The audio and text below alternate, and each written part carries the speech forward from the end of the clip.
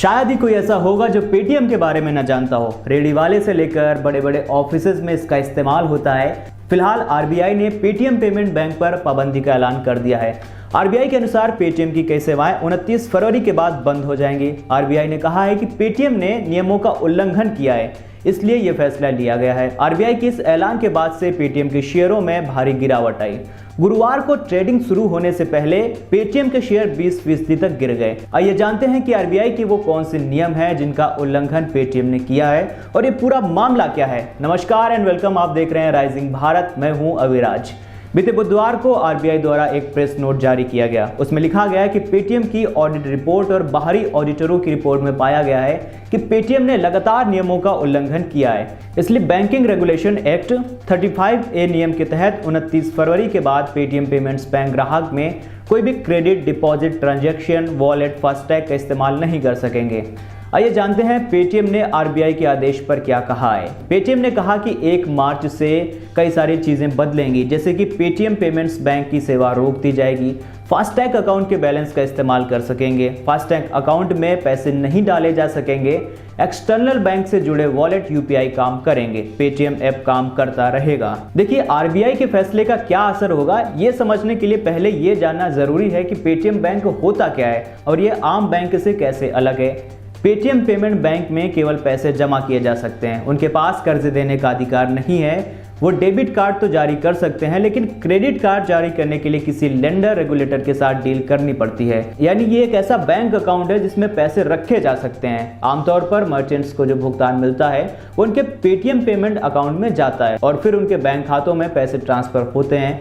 इसके बदले में पेटीएम अपने ग्राहकों को क्रेडिट पॉइंट देता है। पेटीएम की पेरेंट कंपनी का नाम है 197 कम्युनिकेशंस और इसी कंपनी के पास प्रीपेड पेमेंट इंस्ट्रूमेंट यानी पीपीआई लाइसेंस है, जिसे साल 2017 में पेटीएम पेमेंट बैंक शुरू करने के लिए इस्तेमाल किया गया था। चलिए अब जानते हैं आपके वॉलेट और यूपीआई का क्या होगा। 29 फरवरी तक पेटीएम की सभी सर्विस सामान्य रूप से ही काम करेंगी। इसके बाद पेटीएम वॉलेट और यूपीआई सेवा का इस्तेमाल करने वाले लोगों के लिए कुछ बदलाव होंगे। सबसे अहम यह है कि अगर आपके वॉलेट में पहले से पैसे हैं तो आप उसे दूसरी जगह ट्रांसफर कर सकते हैं, लेकिन वॉलेट में कोई भी राशि डिपॉजिट नहीं की जा सकती। हालांकि अगर आपने पेटीएम अकाउंट को किसी थर्ड पार्टी बैंक से जोड़ रखा है तो आपका पेटीएम काम करता रहेगा और यूपीआई पेमेंट्स का भी इस्तेमाल करते रहेंगे। थर्ड पार्टी यानी कि एक्सटर्नल बैंक का मतलब है आप पेटीएम पर अगर state bank of India, HDFC bank या पंजाब नेशनल बैंक सहित किसी भी मान्यता प्राप्त बैंक के अकाउंट का इस्तेमाल करते हैं तो आपके लिए कुछ भी नहीं बदलने वाला है। लेकिन अगर आप पेटीएम बैंक से लिंक वॉलेट का इस्तेमाल कर रहे हैं तो आप ऐसा नहीं कर पाएंगे। अब से 1 मार्च से कस्टमर पेटीएम पर फास्टैग सर्विस में बचे हुए अपने बैलेंस का तो इस्तेमाल कर सकेंगे, लेकिन फास्टैग अकाउंट में और पैसे नहीं डाल सकेंगे। जो दुकानदार अपने पेटीएम पेमेंट्स बैंक अकाउंट में पैसा रिसीव करते हैं वे पेमेंट रिसीव नहीं कर पाएंगे। इसकी वजह यह है कि उनके अकाउंट्स में क्रेडिट की अनुमति नहीं है, लेकिन कई व्यापारियों या कंपनियों के पास दूसरी कंपनियों के क्यूआर स्टिकर्स हैं जिनके जरिए वे डिजिटल पेमेंट स्वीकार कर सकते हैं। आरबीआई के इस फैसले पर एंटरप्रेन्योर और भारत पे के संस्थापक अश्नीर ग्रोवर ने कहा है कि आरबीआई की इस तरह की कार्यवाही फिनटेक सेक्टर को खत्म कर देगी। उन्होंने एक्स पर नाखुशी जाहिर करते हुए कहा, मुझे समझ नहीं आ रहा है, साफ तौर पर आरबीआई फिनटेक का बिजनेस ही नहीं चाहती। इस तरह की गतिविधियों से सेक्टर भी खत्म हो जाएगा। वित्त मंत्रालय, वित्त मंत्री और प्रधानमंत्री को इस मामले में दखल देना चाहिए। आज आईआईएम, आईआईटी अपने छात्रों के प्लेसमेंट के लिए संघर्ष कर रहे हैं। इस तरह की ओवर रीच देश के लिए ठीक नहीं है। दुनिया में यूपीआई का ढिंडोरा पीटना और इसकी शुरुआत करने वालों को सजा देना ठीक नहीं है। रजत गुलाटी, जो कि बैंकों को डिजिटल फाइनेंशियल सर्विस देने वाली कंपनी प्लूटो वन के को-फाउंडर हैं, वो कहते हैं कि इससे आरबीआई ने फिनटेक कंपनियों को यह संदेश साफ दे दिया कि रेगुलेशन से बचना असंभव है।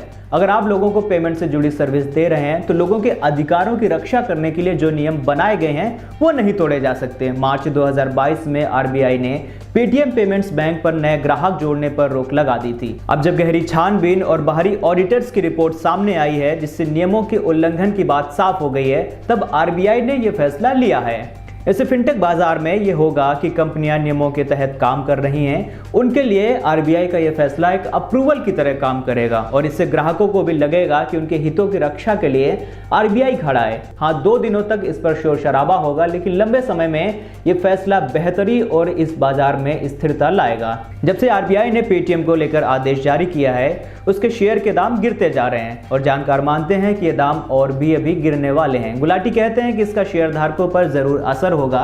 पेटीएम की 3 एंटिटी हैं और उनमें से एक एंटिटी बंद होने वाली है, तो इसके मायने तो बड़े होने वाले हैं, लेकिन ये देखना होगा कि उनकी सबसे बड़ी सर्विस यानी कि पेटीएम वॉलेट और यूपीआई जारी रहेगी तो क्या वो गिरावट को थाम सकेगी। फिलहाल आज के लिए इतना ही। देखते रहिए राइजिंग भारत। शुक्रिया।